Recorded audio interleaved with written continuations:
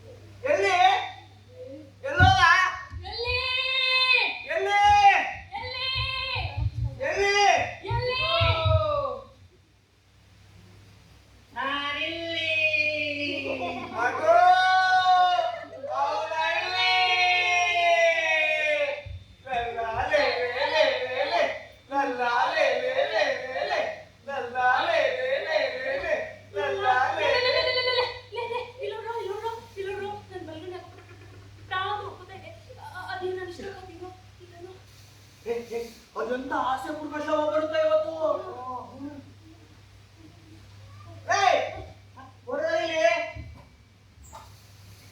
ಯಾಕೋ ಹೆಜ್ಜೆ ಕಪ್ಪಳ ಕೇಳಿಸ್ತಾ ಇದೆ.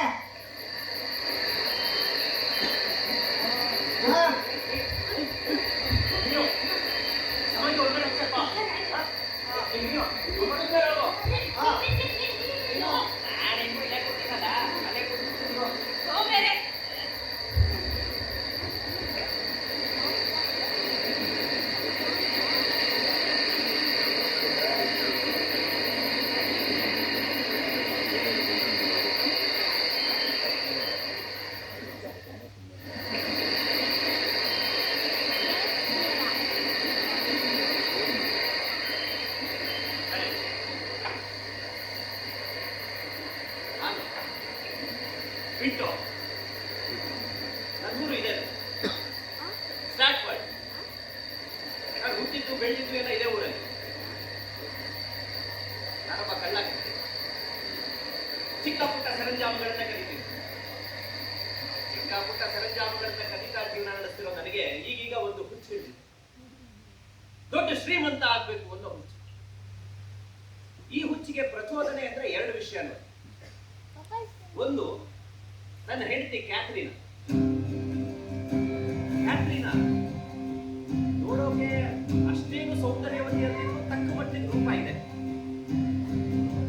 ಈ ಹೆಂಡತಿಯರ ಈ ಅಡಿಗೆ ಮಾತ್ರ ತಪ್ಪಿಸ್ಕೊಳ್ಳೋದಿದ್ರೆ ಗಂಡಸಿನ ಬೆನ್ನು ಯಾವ ತರ ಕೆಲಸ ಮಾಡ್ತಿರುತ್ತೆ ಅಂತ ಇಲ್ಲಿ ಮದುವೆ ಆದ ಸುಮಾರು ಗಂಡಸರಿದ್ದೀರಿ. ನಾನೇನು ಪ್ರತ್ಯೇಕವಾಗಿ ಹೇಳ್ಬೇಕಾಗಿಲ್ಲ. ಸಂಡೆ ಮಾಸ್ತರ್ ಹೇಳ್ತಾರೆ, ಸಂಭೋಗದಿಂದಾಗಿ ಮಕ್ಕಳು ಮತ್ತೆ ದುಃಖ ಹೆಚ್ಚುತ್ತದೆ. ಹೆಣ್ಣಿನೊಡನೆ ಸೇರಿದ ಬಳಿಕ ಮನುಷ್ಯ ದೇವರಿಂದ ಭಿನ್ನವಾದ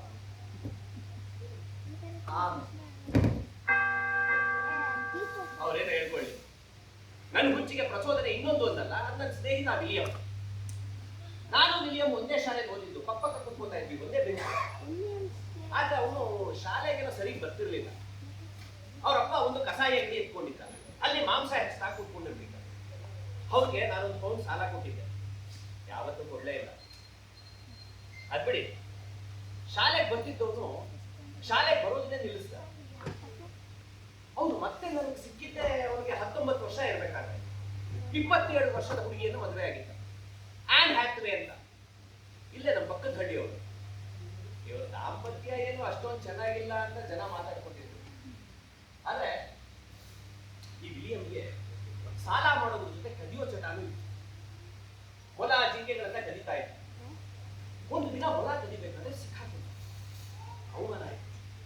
ಆ ಅವಮಾನ ಕದಿಲಾರ್ದೆ ಈ ಸ್ಟ್ರಾಟ್ಫರ್ಡ್ ಅಂದೇ ಬಿಟ್ಟು ಲಂಡನ್ ಹೋದ.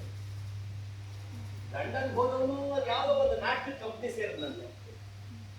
ಮೊದಲು ನಾಟಕ ಮಾಡ್ಕೊಂಡಿದ್ದವನು ಆಗ ನಾಟಕ ಮಾಡಿಸೋದಕ್ಕೆ ಶುರು ಮಾಡಿದ. ಕೊನೆಗೆ ನಾಟಕಕಾರನು ಆದ. ಆದ್ರೆ ಅಲ್ಲೂ ಇತ್ತು ಇವನ ಮೇಲೆ ಕಳ್ಳತನದ ಆರೋಪ. ಇವನು ಅನೇಕ ವಿದ್ವಾಂಸರ ಕೃತಿಗಳಿಂದ ವಿಷಯಗಳನ್ನ ಕಲಿತಾನೆ. ಮಾರ್ಲೋಸ್ನಿಂದ, ಡೆನ್ಮಾರ್ಕ್ನಿಂದ, ಪ್ಲುಟಾರ್ಕ್ನಿಂದ ಅನೇಕರಿಂದ ವಿಷಯಗಳನ್ನ ಕಲಿತಾನೆ. ಅದಕ್ಕೆ ಇವನು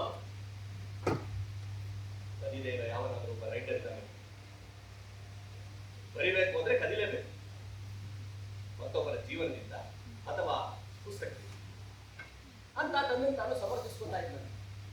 ಕಾಗೆಯೊಂದು ನವಿಲು ಗರಿಗಳನ್ನ ಹಚ್ಚಿಕೊಂಡು ಕುಣಿತಿದೆ. ಇದು ಕೃತಕ ಗರಿ, ಹೆಚ್ಚು ದಿನ ಉಳಿಯೋದಿಲ್ಲ, ಉದುರಲೇಬೇಕು ಅನ್ನೋದು ವಿಮರ್ಶೆ. ಇದು ಯಾವುದೇ ವಿಮರ್ಶೆಗೆ ಗಮನ ಕೊಟ್ಟೆ. ವಿಲಿಯಂ ಬರೋಬರಿ 38 ನಾಟಕ, 154 ಸನೆ, ಮತ್ತೆ ಅದೆಷ್ಟೋ ಲೆಕ್ಕವಿಲ್ಲದಷ್ಟು ಕವಿತೆಗಳನ್ನ ಬರೆದ. ಅವನು ಸೃಷ್ಟಿಸಿದ ಪಾತ್ರಗಳು ಸುಮಾರು 1000. ಅವನು ಸೃಷ್ಟಿಸಿದ ಶಬ್ದಗಳು 2000ಕ್ಕಿಂತ ಹೆಚ್ಚು. ಹೀಗೆ ವಿಲಿಯಂ ದೊಡ್ಡ ಶ್ರೀಮಂತ. ಐರನಿ ಅಂದ್ರೆ ಇಲ್ಲಿ ಕದ್ದು ಊರ್ ಬಿಟ್ಟು ಹೋಗಿದ್ದವನು ಇದೇ ಊರಿಂದ ಇಲ್ಲೇ ಸುಮಾರು ಆಸ್ತಿ ಪಾಸ್ತಿ ಮಾಡ್ಕೊಂಡ, ದೊಡ್ಡ ಶ್ರೀಮಂತ ಆದ. ಅಗೋ ಅಲ್ಲಿ ಕಾಣಿಸ್ತಿದ್ಯಲ್ಲ ಆ ನ್ಯೂ ಪ್ಲೇಸ್ ಅನ್ನೋ ಜಾಗ, ಅದನ್ನ ಕೊಂಡ್ಕೊಂಡ. ಇಲ್ಲಿ ಬಂದಾಗೆಲ್ಲ ಅವನು ಅಲ್ಲೇ ಇರ್ತಿದ್ದ. ಲಂಡನ್ ನಲ್ಲೂ ಒಂದು ದೊಡ್ಡ ಗ್ಲೋಬ್ ಥಿಯೇಟರ್ ಅಂತ ಕಟ್ಟಿಸಿದ. ಇವನ ಎಲ್ಲಾ ನಾಟಕಗಳು ಅಲ್ಲಿ ಪ್ರದರ್ಶನಗೊಳ್ತಿದ್ವು. ಗ್ಲೋಬ್ ಥಿಯೇಟರ್ ಇವನಿಗೂ ಅವಿನಾಭಾವ ಸಂಬಂಧ. ಆದ್ರೆ ಆ ಜೀಸಸ್ ಇಚ್ಛೆನೆ ಬೇರೆ. ಗ್ಲೋಬ್ ಥಿಯೇಟರ್ ಬೆಂಕಿ ಅನಾಹುತದಲ್ಲಿ ಸುಟ್ಟು ಭಸ್ಮ ಆಗುತ್ತೆ. ಇದರಿಂದ ಅವನು ಚಿನ್ನ ಲಂಡನ್ ನಲ್ಲಿ ಇರೋದಕ್ಕೆ ಆಗ್ಲೇ ಇಲ್ಲ. ಅವನು ಮತ್ತೆ ಇದೇ ಸ್ಟಾರ್ಟ್ ಮಾಡಿದ್ರು. ಅದೇ ನ್ಯೂ ಪ್ಲೇಸ್ ಅಲ್ಲಿ ಇರ್ತಿದ್ದ. ಗ್ಲೋಬ್ ಥಿಯೇಟರ್ನ ಅವನ ಕನಸುಗಳ ಬಗ್ಗೆ ಎಲ್ಲಪ್ಪ ಕುಡಿಯೋದಕ್ಕೆ ಶುರು ಮಾಡ್ತಾರೆ. ಎಂಥ ಹಗಲು ರಾತ್ರಿ ಕುಡಿದು ಒಂದಿನ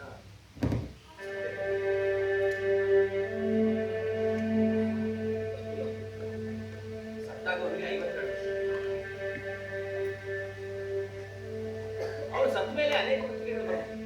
ಮಾನವರ ಎದೆ ಹೊಕ್ಕು ಚಮತ್ಕಾರ ಮಾಡಿದ ಪ್ರತಿಭಾಪುರುಷ, ಮಹಾಕವಿ, ಶ್ರೇಷ್ಠ ಕವಿ ವಿಲಿಯಂ ಶೇಕ್ಸ್ಪಿಯರ್. ವಿಲಿಯಂ ಶೇಕ್ಸ್ಪಿಯರ್ ಅವನು ಇವತ್ತು ಬರೆದ ಕೃತಿಗಳಿಗೆ, ಅವನು ಧರಿಸಿದ ಗಿರಿಜುಗಳಿಗೆ ಎಷ್ಟೋ ಪೌಂಡ್ಗಳನ್ನ ಕೊಂಡು ಚೆನ್ನಾಗಿ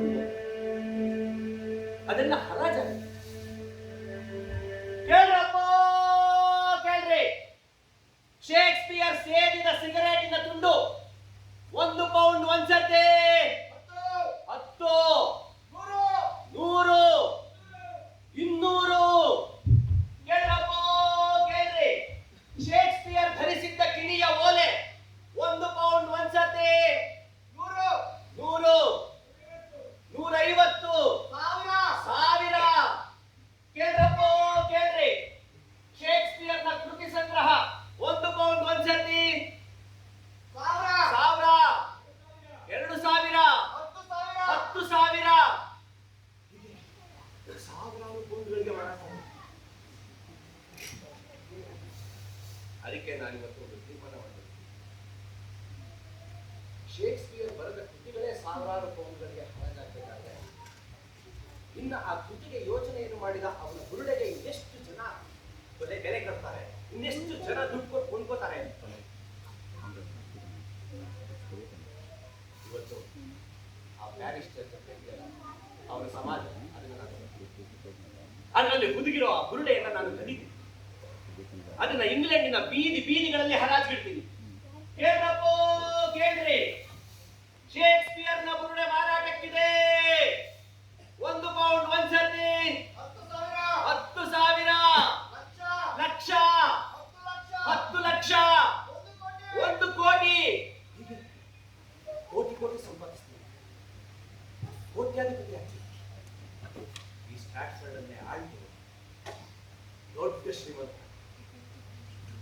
ಕೈ ತುಂಬಾ ಹಣ ಮಾಡ್ತೀನಿ. ಸ್ಟ್ಯಾಟ್ಫರ್ಡ್ ತುಂಬಾ ಆಸ್ತಿ ಇರಬೇಕು. ನಂದೇ ಆಸ್ತಿ, ಎಲ್ಲ ಕಡೆ ನಂದೇ ಆಸ್ತಿ. ಅದರಲ್ಲೇ ಸುಖ ಇದೆ. ಹಣ ಮಾಡ್ತೀನಿ, ಆಸ್ತಿ ಗಳಿಸ್ತೀನಿ, ಶೇಕ್ಸ್ಪಿಯರ್ ಗೋಡೆಯನ್ನ ಕದೀತೀನಿ. ಈಗಲೇ ನಾನು ಆ ಶೇಕ್ಸ್ಪಿಯರ್ ಗೋಡೆಯನ್ನ ಕದೀತೇನೆ.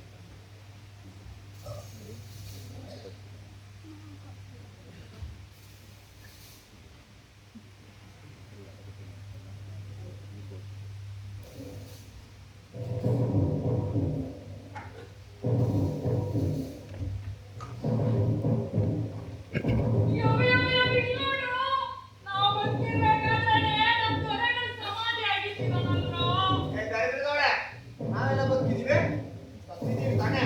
ಸತ್ ಬದುಕಿದ್ದೀನಿ. ಬದುಕ್ತಾ ಸಾಯ್ತಿರೋಕ್ಕಿನ್ನ ಉತ್ತಮ ತಾನೆ.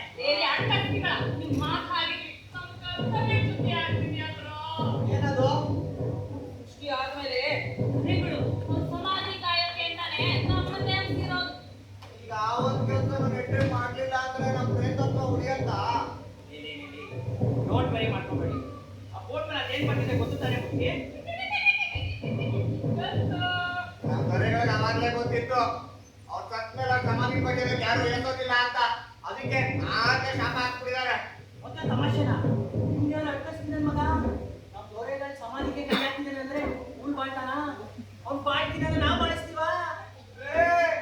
ಅಲ್ಲಿ ನೋಡ್ರು ಸಮಾಧಿ ಬಂದೇ ಗುಣ, ಗುಂಡೆ ತಗೊಂಡೆ ಗುಣ,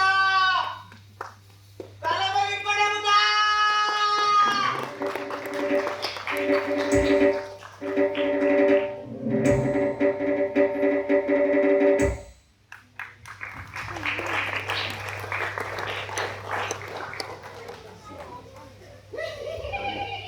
ಮಜಾ ಇದೆ, ಮಜಾ ಇದೆ.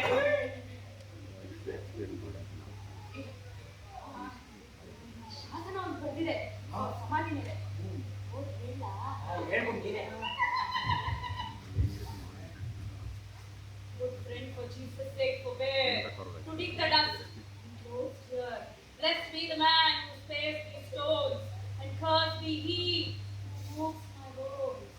ಗೆಳೆಯನೆಂದು ಭಾವಿಸಿ ದೇವರ ಹೆಸರಿನಲ್ಲಿ ಹೇಳುತ್ತೇನೆ, ನನ್ನ ಗೋಡೆಯ ಧೂಳನ್ನು ಚದುರಿಸಿದ ನೀನು, ನನ್ನ ಅವಯವಗಳನ್ನು ಅಲುಗಾಡಿಸಿದ ಮಾತ್ರಕ್ಕೆ ನನ್ನ ಭಾವಪೂರ್ಣ ಶಾಪ. ಭಾವಪೂರ್ಣ ಶಾಪ. ಹಂಗಂದ್ರೆ ಅವನ ಆಟ ಕಥಮ್, ನಮ್ಮ ಆಟ ಶುರು.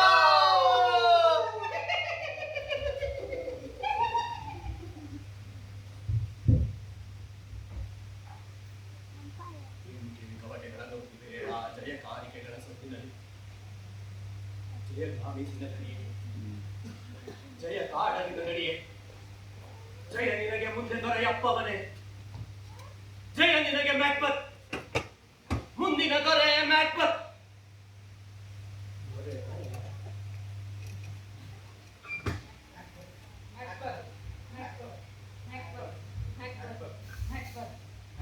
ಯಾರಿಗೆ ಬೇಕಿದ್ದ ಜಯಕಾರ?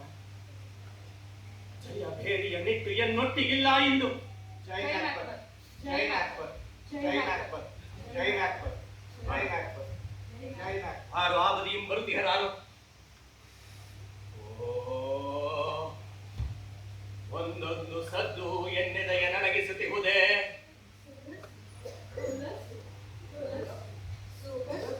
ಸೊಗಸಿ ಹೊಲಸ್, ಹೊಲಸಿ ಸೊಗಸ್, ಸೊಗಸ್ ಹೊಲಸ್, ಹೊಲಸ್. ಆರಡಿ ಕೈಗಳು ಎನ್ನ ಕಂಗಳ ಕೀಳುತ್ತೆರು ಬಿದುಳಿದಿಂಬಂದ ರಕ್ತ ಕೈಗಳು ಕಪ್ಪಾಗಿಪ್ಪುದೆ.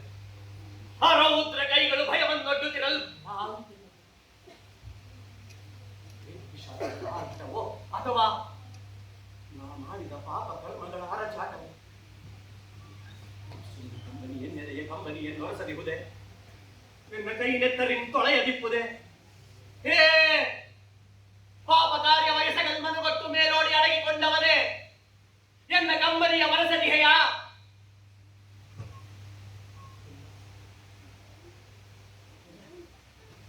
ಪಾಪ ಕಾರ್ಯವ ಮಾಡಿ ನನಗೆ ಕೃಪೆ ತೋರಲಾರ, ಎನ್ನ ಕಂಬನಿಯ ಹೊರಸಲಾರ.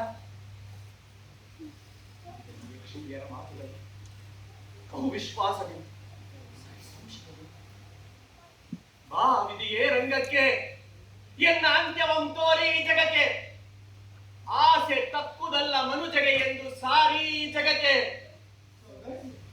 ಹೊಲಸು ಹೊಲಸು ಸೊಗಸು ಸೊಗಸೇ ಹೊಲಸು ಹೊಲಸೇ ಸೊಗಸು ಸೊಗಸು ಹೊಲಸು ಹೊಲಸು ಸೊಗಸು ಸೊಗಸೇ ಹೊಲಸು ಹೊಲಸೇ ಸೊಗಸು ಸೊಗಸು ಹೊಲಸು ಹೊಲಸು ಸೊಗಸು ಸೊಗಸೇ ಹೊಲಸು ಹೊಲಸೇ ಸೊಗಸು.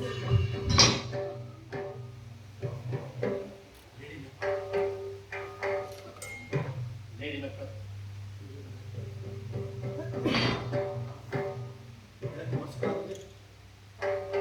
ಕೂಡಿನೊಳಗೆ ಕಾಗೆ ರೆಕ್ಕೆ ತೆಗೆದುಕೊಳ್ಳುತ್ತೆ.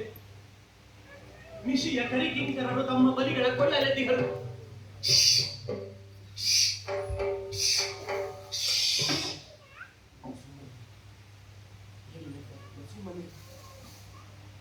ನಿನ್ನ ಮಾತುಗಳನ್ನು ಆಲಿಸಿ ನಾ ಕೆಟ್ಟೆ ನೆನ್ನೆನು. ವಿಧಿ ಆಡಿಯುವುದೆನ್ನ ಜೀವನದ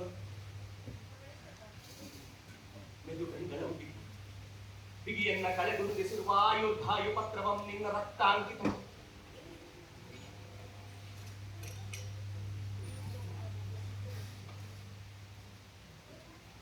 ಬೆಂಚಿಗಿಳಿಸುವೆಂ ಬೆಟ್ಟಕರ ಪಹರೆಯಂ ಅವನವತಿಯಂ ಮಕ್ಕಳಂ ಮೇಣವನ ಕುಲವಂ ವೈಸ್ನಾಳ ಮುತ್ತುವೆಂ ನಂಬುವೆಂ ನೀ ಯಕ್ಷಿಣಿಯರ ಮಾತುಗಳ. ಓಡಿರಲು ಓಡಿರಿ ನಾಯಿ ಹೊಡಿ, ಬೇಟೆನಾಯೋ ಕಚ್ಚಿನಾಯೋ ಕಿರಕನಾಯೋ ಬೆರಕನಾಯೋ ಒಟ್ಟಿನಲ್ಲಿ ಓಡಿರಿ. ಸುಳ್ಳು ಮಾಂಡಲಿಗರಿನ ಕೂಡಿ ಇಂಗ್ಲೆಂಡಿನುಂಡಾಡಿಗಳನ್ನೀಗ ಓಡಿ ಓಡಿ ಓಡಿ. ಆ ವಿಧಿಯೇ ರಂಗಕ್ಕೆ ಎನ್ನ ಅಂತ್ಯವಂ ತೋರಿ ಜಗಕ್ಕೆ. ಆಸೆ ತಪ್ಪುದಲ್ಲ ಮನುಜಗೆ ಎಂದು ಸಾರಿ ಜಗಕ್ಕೆ. ಹೆದರದಿರು ಮೆಕ್ಬೆತ್ತನೆ, ಹೆದರದಿರೋ ಮೆಕ್ಬತ್ತನೆ. ನಿನ್ನಿಂದ ಅಡೆದವನು ನಿನ್ನನ್ನು ಎಂದಿಗೂ ಕೆಡವಲಾರ.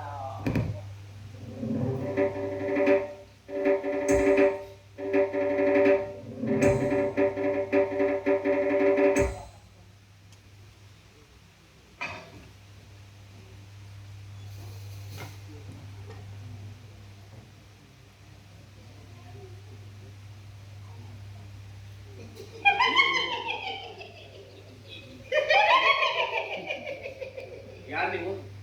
ಜಯವಾಗಲಿ ಮೆಕ್ಬತ್. ಜಯವಾಗಲಿ ಮೆಕ್ಬತ್. ಮೆಕ್ಬತ್ತ, ನೀವ್ಯಾರು?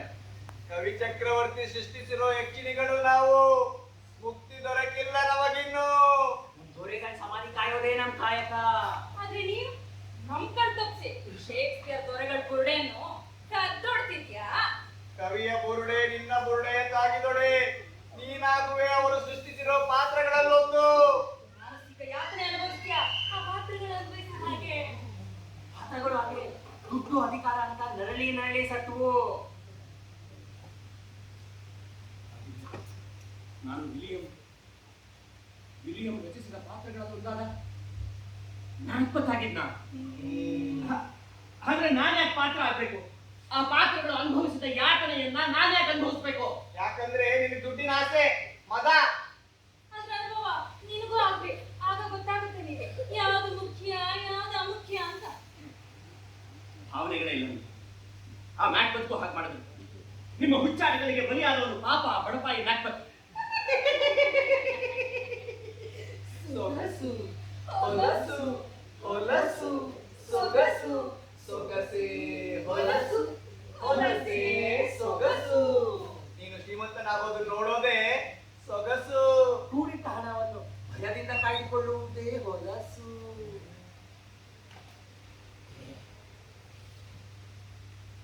ಯಾರು ಸಾಹಸ ನಿಲ್ಲಿಸೋದಿಲ್ಲ.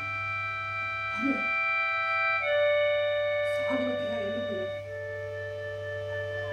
ಕ್ಷಣದ ಬದುಕು ಎಷ್ಟೊಂದು ಕ್ಷಣಿಕ, ಎಷ್ಟೊಂದು ಹೀನ. Oh, really? ನೀನು ಸಹ ಆ ಕ್ಷಣದ ಬದುಕಿನ ಐಷಾರಾಮಿತನವನ್ನ ಕಾಣೋದಿಕ್ಕೆ ಅದೇ ಕುದುರೆನ ಹತ್ತಿ ಬುರುಡೆಯನ್ನು ಹತ್ತೋಡ್ತಿದ್ಯಾ ಅಲ್ವಮ್ಮ? ಕ್ಷಣದ ಬದುಕು ಸರಿಬೇಕಂತ ಗಂಟೆಗಟ್ಟಲೆ ಓಡ್ತಿರೋ ನಿನ್ನ ನೋಡಿದ್ರೆ ನಗು ಬರ್ತಾ ಇದೆ. ನೋಡಿ, ನನ್ನ ಬದುಕಿಗೊಂದು ಅರ್ಥ ಇದೆ. ನಾನೊಬ್ಬ ಕಳ್ಳ. ಆದ್ರೆ ನಾನು ನನ್ನ ಹೆಂಡತಿನ ತುಂಬಾ ಪ್ರೀತಿಸ್ತೀನಿ. ಪ್ರತಿ ರಾತ್ರಿ ಕೆಲಸನ ಮಾಡಿ ಕಟ್ಟ ಸರಂಜಾಮಗಳನ್ನೆಲ್ಲ ತಗೊಂಡು ಹೋಗಿ ನನಗೆ ಅವಳು ಎದ್ದಳಷ್ಟೊತ್ತಿಗೆ ಅವಳು ಮುಂದೆ ಸುರಿತೀನಿ. ಅವಳು ಅದೇ ಎಂಜಿಲು ಅಂತ ಕೇಳಿದ್ರೆ ಆ ಎಂಜಿಲನ್ನು ತಂದು ಬೇರೆಯವ್ರ ತಟ್ಟೆಗೆ ಹಾಕಿ ಮಧ್ಯಾಹ್ನ ಮುಟ್ಟಿದ ಎಂಜಿಲ ಹಣದಿಂದ ಬ್ರೆಡ್ ತಂದು ಟೋಸ್ಟ್ ಮಾಡಿ ಅದು ರುಚಿ ಇದೆಯಾ ಅಲ್ವಾ ಅಂತ ಟೇಸ್ಟ್ ಮಾಡಿ ಆ ಎಂಜಿಲನ್ನು ನಿನಗೆ ಕೊಡ್ತಾ ಅದೇ ಇರ್ತೀನಿ. ಎಂಜಿನನ್ನು ಕೊಟ್ಟು ಮತ್ತೆ ರಾತ್ರಿ ಅದೇ ಕಾಯಕ ಶುರು. ಈ ಎಂಜಿನ್ ತಿನ್ನೋ ಪಾಪ ಪದ ಪುಣ್ಯದ ಬುದ್ಧಿನ ನೀನು ಸ್ವಲ್ಪ ತಗೋ ಅಂತ ನಿನ್ ಹೆಂಡತಿಗೆ ಯಾವತ್ತರ ಕೇಳಿದ್ಯಾ? ಕೇಳಿದ್ಯಾ? ಹೇಳಿದ್ಯಾ?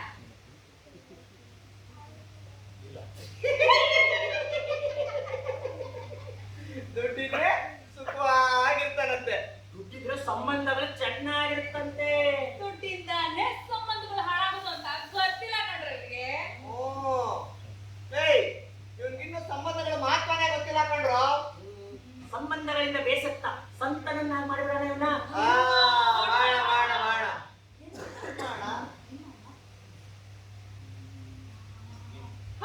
King Henry, king Lear, no no king John, Romeo, ಏ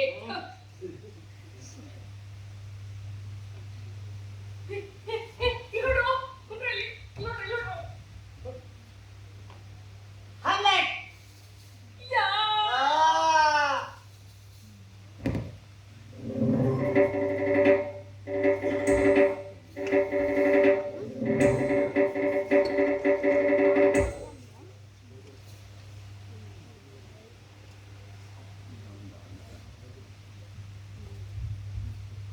ಸಂತವಿರು ಸಂತವಿರು ವ್ಯಾಕುಲದ ಸತ್ವವೇ ಸಂತವಿರು.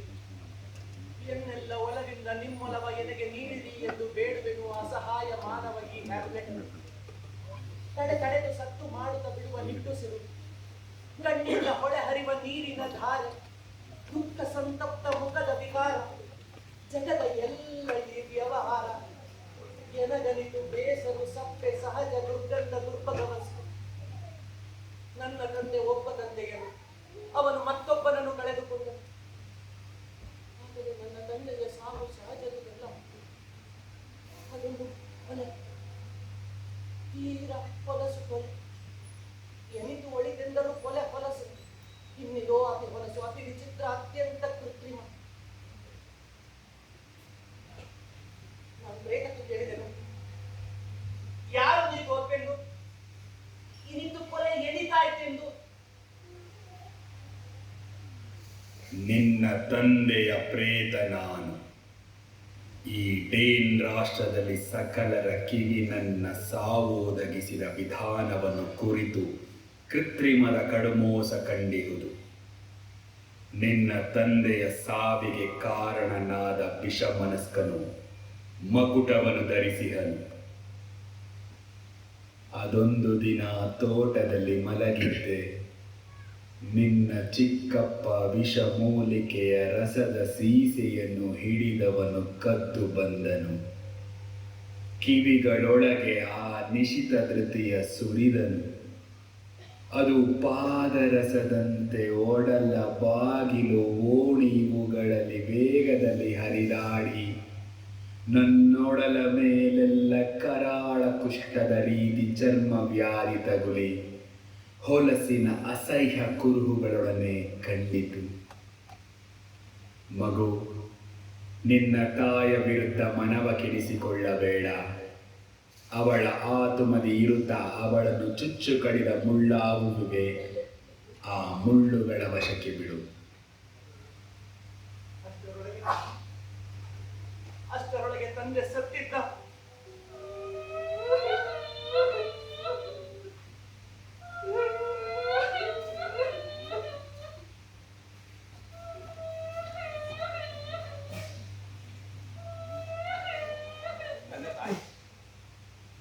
ನನ್ನ ತಂದೆಯ ತಮ್ಮನನ್ನು ಮದುವೆಯಾಗಿದ್ದನು. ನನ್ನ ತಂದೆ ಸತ್ತು ಕೇವಲ 2 ತಿಂಗಳು ಕಳೆದಿಲ್ಲ. ಅಷ್ಟರೊಳಗೆ ಅರಿವಿನ ವಿಚಾರ ಕಾಣದ ಒಂದು ಮೃಗ ಕೂಡ ಮತ್ತಷ್ಟು ದಿನ ದುಃಖಿಸುತ್ತದೆ. ಹೇ ಮಹಾಪಾತಕದ ಹೆಂಗಸೆ, ನೀಚ, ಮೆಲ್ಲುನಗೆಯ ಕಡು ನೀಚ, ಮತ್ಸರವೇ, ನಿನ್ನ ಹೆಸರೇ ಹೆಣ್ಣೆಂಬುದು ಎಂಬುದು.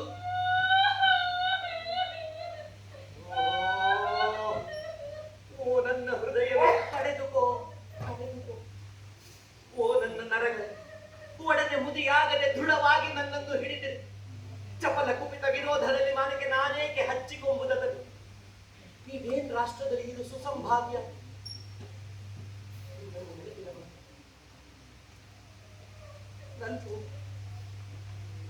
ನಲ್ಪೋಗು ನನ್ನ ಸ್ಮೃತಿ ಇರಲಿ. ನಲ್ಪೋಗು ನಲ್ಪೋಗು ನಲ್ಪೋಗು.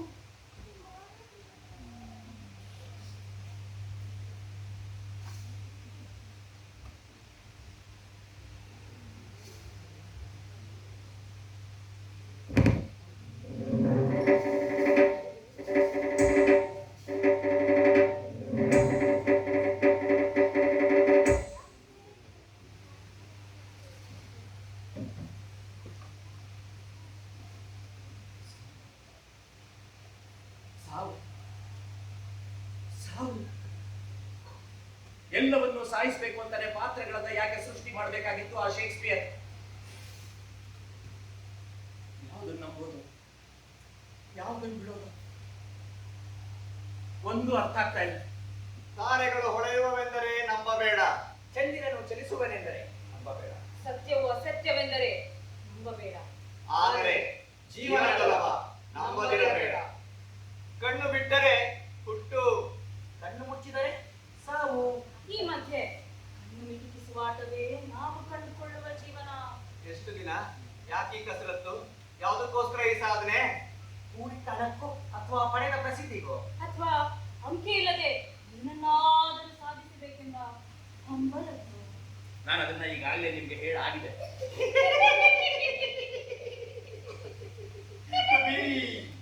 Not to B.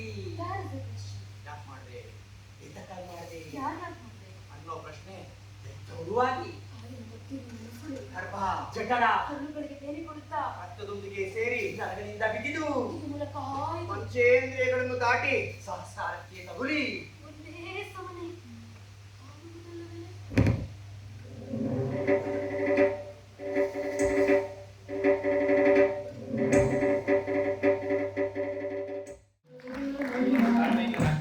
ಎಲ್ಲರಿಗೂ ನಮ್ಮ ತಂಡದ ಪರವಾಗಿ ಧನ್ಯವಾದಗಳು. ದೇವರಲ್ಲಿ ಸ್ವಲ್ಪ ಏರುಪೇರಾಗಿದೆ. ಕಾರಣಗಳು ಸಾಕಷ್ಟು ಇರ್ಬೋದು. ಬೆಳಗ್ಗೆಯಿಂದ ಕಾರ್ಯಕ್ರಮ ಆಗಿರ್ಬೋದು, ರಿಹರ್ಸಲ್ ಇರ್ಬೋದು, ಇದಾಗಿರ್ಬೋದು.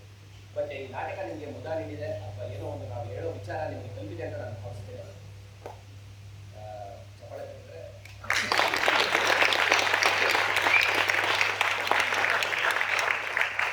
ಸುಷ್ಮಾ.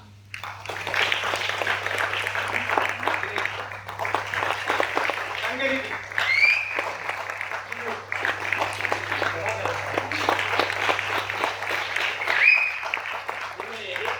ಹಿನ್ನೆಲೆಯಲ್ಲಿ ಪ್ರಸಾದನಕ್ಕೆ ರವಿ ನಂದೀಶ್, ಗಡದಲ್ಲಿ ರಂಜು, ಸಂಗೀತ ನಿರ್ವಹಣೆ ಪವನ್, ವೇದಿಕೆ ರಂಗಸಜ್ಜಿಕೆಯಲ್ಲಿ ಧ್ವನಿತನದ ಸದಸ್ಯರು ಭಾಸ್ಕರ್,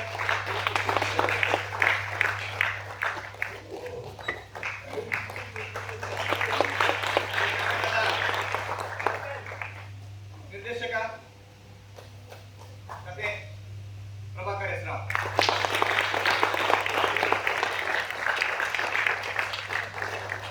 ಎಲ್ಲರಿಗೂ ಮತ್ತೊಮ್ಮೆ ಧನ್ಯವಾದ. ಕೇವಲ 5 ನಿಮಿಷ ತಗೊಳ್ತೀನಿ, ಜಾಸ್ತಿ ತಗೊಳ್ಳಲ್ಲ. ನಾಟಕದ ಬಗ್ಗೆ ಅಲ್ಲ, ನಾಟಕದ ಬಗ್ಗೆ ಹೇಳಾಗಿದೆ. ನಾಟಕದ ಬಗ್ಗೆ ಏನಾದ್ರು ಪ್ರಶ್ನೆಗಳಿಂದ ಕೇಳ್ಬೋದು. ಇಲ್ಲ ಅಂದರೆ ನನಗೆ ಎರಡು ವಿಷಯ ಇದೆ. ಬೆಳಗ್ಗೆಯಿಂದ ಸುಮಾರು ಜನ ಇದ್ದೀರಿ. ಧ್ವನಿತಂಡದ 11ನೇ ವರ್ಷದ ಮಧ್ಯ ಸಂಕ್ರಮಣ ಮೂಡಿ ಇದನ್ನು ಮಾಡಬೇಕು ಅಂತ ಹೊರಟಾಗ ನಮಗೆ ಸುಮಾರು ಜನ ತಾತ್ವಿಕವಾಗಿ, ಬೌದ್ಧಿಕವಾಗಿ